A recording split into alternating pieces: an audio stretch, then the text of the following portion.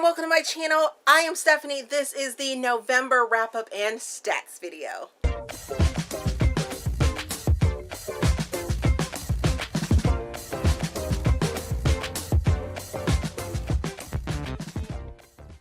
Okay, so for quite a few months, the wrap-up and stats videos have been exactly the same, and I'm just going to jump right into it because it's broken down into categories and different little nuances. I like to keep this first part really kind of short, and at the end of this video, there will be a slideshow of all of the book covers that I read. Even though it was a meh month, the book covers that I read will be in chronological order, as well as broken down by which weeks. You can go to that video and see full reviews for them if a cover catches your eye. So let's just jump into all of the things that deal with my wrap-up and stats. So for the month, I read a small, meager amount of 28 books for this month. It wasn't a good month for me, guys. It wasn't a good month. If you know or have seen my videos before, you know that my numbers are usually higher. This just wasn't the month at all. I read 13 audiobooks, or listened to 13 audiobooks, however you want to say it. I read 15 ebooks, and I read 17 arcs. This is probably why I only read a total of 28 books this month. So yeah, there's that. Let's get to the ratings, because the ratings are awesome, right? And you guys really kind of want to know what's going on with those, right? So I DNF'd 2 books. I had 0 1-stars. I had 1 2-star book. I had 2 3-star books. I had 17 4-star books, and I had 6 5-star books. For this month, I was slacking when it came to my Blackout 2020 section of this. I actually only read 1 book by a Black author, and that was Insatiable Hunger by Yahrah St. John. Really enjoyed it. Think you guys should go check it out and check out this whole entire series. But this is the only one that I read this month, sadly.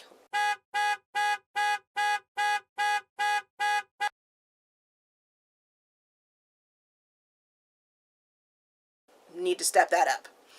Next, I didn't participate in any readathons that I can think of.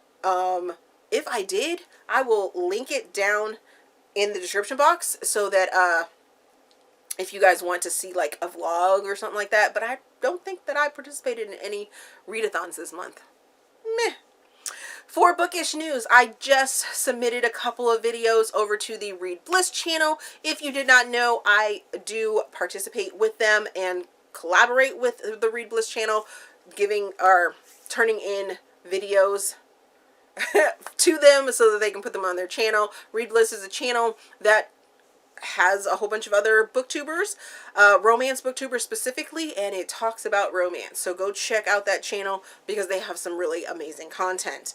Also, here are my thank yous for the month of November and continued supporters for my Patreon soft opening, I guess you could say, or soft start, because as I've been trying to remind everyone, in 2021, my Patreon will be back up and running, and the Sunday weekly wrap-up video where I go over all of the books in my that I read for the week will be exclusively over on Patreon. So make sure that you're going to check that out because you don't want to miss a single review.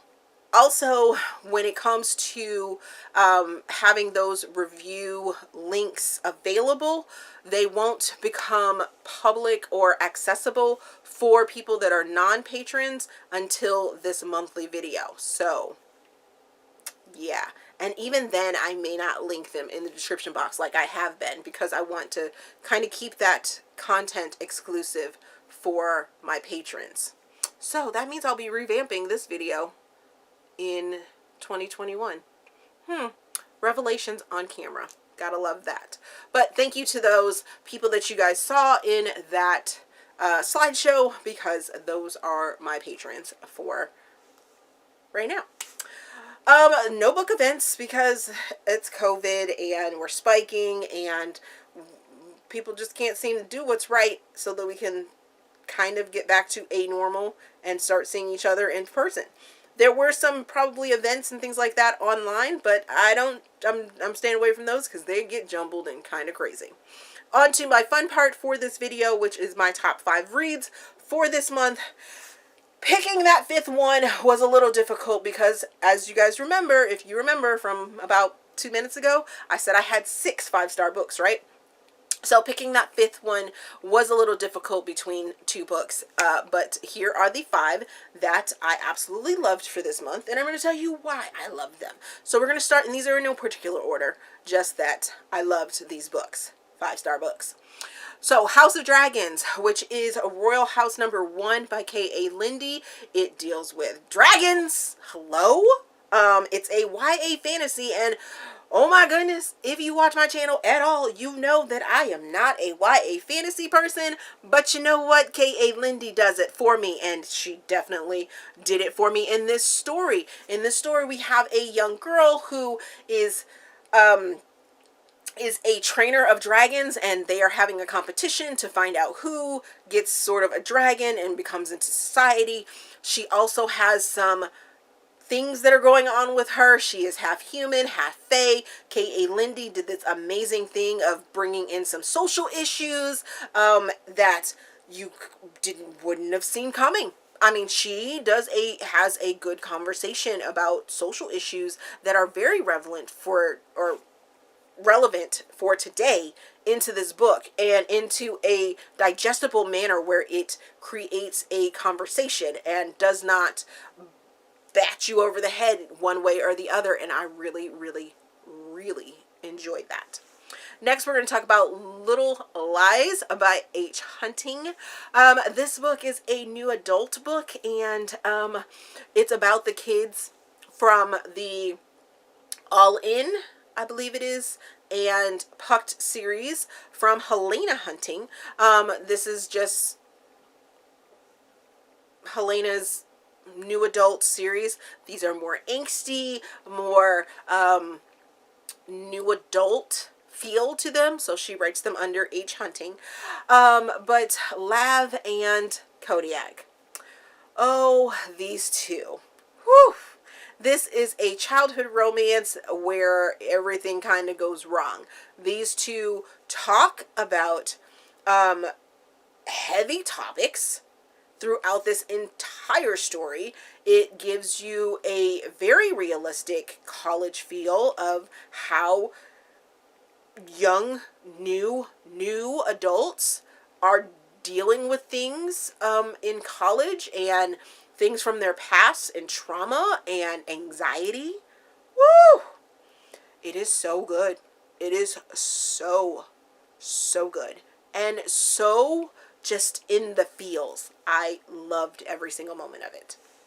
Next, we're going to talk about Dusk, which is Dangerous Webs number 1 by Alethea Romig. I don't know why. I don't know if you guys even notice it, but if I read an Alethea book, you might as well just know that it's going to be on a list like this, because she's my favorite author. And maybe, I don't know, no, I'm not going to say that. I'm not even, that little thought that was in my head, I'm not even going to put that out into the ether, because the books that I have read by her, which is all of them, are top notch. So this is Lorna and Reed's story. They are the married couple of the Sparrow Webs outfit. And if you have not read the other trilogies within the Sparrow Webs series, you definitely need to do that. Alethea will tell you that you could read this trilogy by itself, but I'm going to tell you, I'm going to be completely 100% honest with you guys. You need to read the series from the beginning. You're going to, by the time you get to this book, you're going to want to know this story, and you're going to love it. It's going to make you want these books oh so much more. There is a level of intrigue and a level of mystery and a just love and family, found family that goes into this entire saga that is the Sparrowwebs. Not to discount this one book at all. That is just, it's all in this one book. So if you don't have that baseline building points to get to this, you're not going to understand all the love and angst and adventure and suspense and need that goes along in this, because it starts you off with an action-packed bang. There is a kidnapping of two of our main female characters, and if you don't know that baseline, you're not going to understand why it is so important for these two women to get back to their men, to include Lorna, to read. And this is, I want to say, is Alethea's first interracial relationship that I have read. And like I said, I've read all of her books. I don't remember any of the other ones being interracial. This is an interracial story, and I am here for it. Here for it. Here for it. Here for it. So here for it. Next, we're going to talk about Stay For Me, Arrowwood number 4 by Corinne Michaels. This is a bittersweet ending to the Arrowwood Brother series. If you have read the other books, you know that all 4 of the brothers had to live on their family estate or family farm to inherit the land. And it's in this small town. It's where they grew up, and they have a history. They have things that have been bad.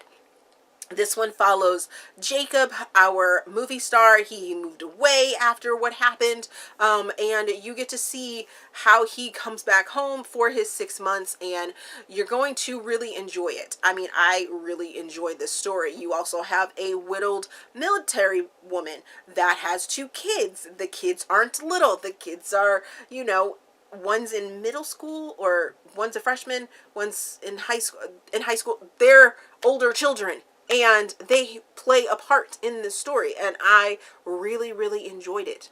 Really enjoyed it. It was bittersweet. There's a part that I was wanting to like throw my Kindle at one point, and I was real mad at Corinne for a second. But overall, the ending of the series was bittersweet, and it was beautiful, and I loved the small town feel of it. We got introduced to Corinne's new series, and just with like a couple lines, and you're like, oh yes, yes, yes, that's gonna be the next series. So it was so good. So very good. Now this, a 5th book, was super hard for me to figure out which one I wanted to put in here, so I went with this one, and here is why. I went with Crazy Sexy Bromance by Lyssa Kay Adams, and I went with this one because it really kind of shows this friends to lovers situation, trope, in a good way. There were some moments where I was a little annoyed with some of the actions of our characters, but we're still dealing with the Bromance Book Club, and I think I really enjoyed this one a little more because there was less of a mention of the book. Our main male character, who was supposed to be reading this book to help him sort of navigate his relationship woes with the woman that he is friends with, he didn't actually read the book.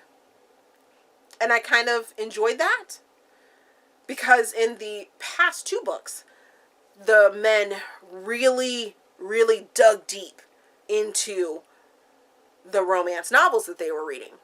This one, not so much. And I kind of enjoyed that aspect. That did it for me. That kind of did it for me. There are some content warnings and trigger warnings that need to be associated with this book, but you guys can go and check those out if you need to.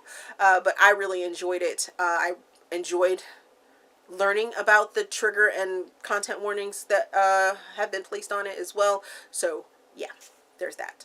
Alrighty, that is the monthly wrap up and stats video. So have you read any of the books that I just talked about? Are you gonna go and read any of the books? If you know my outro, you can go ahead and use the description box, jump ahead to the slideshow at this point, because it's just my outro type stuff. If you like this video, please give me a big thumbs up, subscribe to the channel. Also, there is a feedback form down in the description box so you guys can help me improve my channel.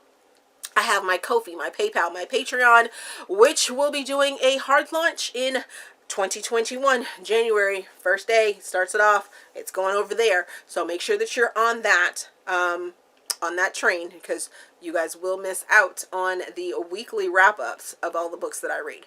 And I think that is it. Thank you guys for watching. Thank you guys for supporting. And we will see you guys in the next video.